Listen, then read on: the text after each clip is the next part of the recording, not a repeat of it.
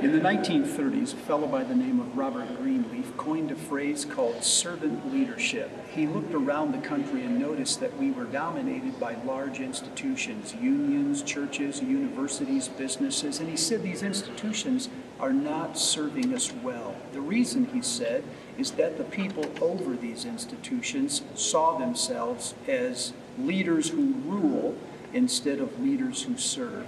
We needed another model. We needed someone who embedded himself in the organization and led from underneath it. Today, if you Google servant leadership, you'll find over 52 million hits. It's become a really popular phrase that most people refer to somewhere in the interview process. You may think of yourself, as I do, as something of a servant leader.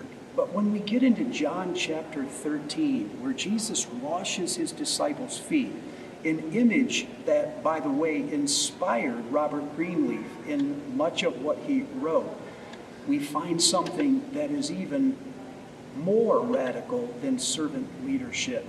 I find that there are temptations every servant leader confronts, and if we don't handle them well, then our leadership will start to get flimsy. One of those is the temptation to serve my friends without serving my enemies. But the night that Jesus washed the disciples' feet, he washed all of the disciples' feet and not just 11 of them. He washed Judas's feet, his betrayer. I find it hard for me to serve my enemies because I'm afraid they'll take advantage of me. I'm afraid they'll gain the upper hand, that they'll feel that they're superior or that I'll empower them in some way. Richard Foster said, if I choose to let other people take advantage of me, I can never be manipulated from that day forward. So I want to challenge you to serve not only your friends, but your competitors, your adversaries, the people who say mean things about you. I want to challenge you to get underneath them and elevate them. If you don't, you will never overcome their evil with your good. They cannot be different until they meet someone who already is. The second temptation is the temptation to serve without becoming a servant. And in the time when Jesus washed the disciples' feet, he got up and took off the robe of his authority, put a towel around his waist, something only slaves did, and he went down and scrubbed the feet of all 12 disciples. Serving is not something you do. It's something you are. It's a mindset. So nothing is below you.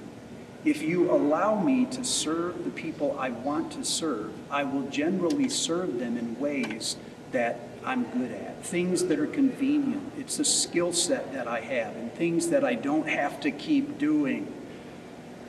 But if I'm a servant, I can't control or manipulate the people or the ways in which I am going to serve other people. I just bring into their lives things that they value, things that they need, but things that they cannot do for themselves. I want to challenge you to serve whoever comes in front of you today, not just a few people of your choice. The third temptation that I face is the temptation to serve others without allowing people to serve me. And here in this scene where Jesus washed the disciples' feet, Peter was the first to say, "No, Lord, you'll never wash my feet." In other words, you're too good for this, and I kind of am too good for this too. We shouldn't be doing this. If you're a servant, sometimes the best thing you can do is serve other people. But sometimes the way you serve them is allowing them to serve you. So I want to challenge you to look at your communities, your groups, or your teams, and speak into them by telling one another why you need them. This is what you've done for me that I cannot do for myself. This is how you helped me carry a season in my life that otherwise would have crushed me. If you'll do that, then you and I will become more and more like Jesus, which is more like what our organizations need. So today, when you think about serving, think of it not just in the generic terms. Think of it as a way of serving people who are your adversaries. And think of it as a mindset instead of just an action. And think of it as something you allow others to do for you. If you do, you'll have a really happy life.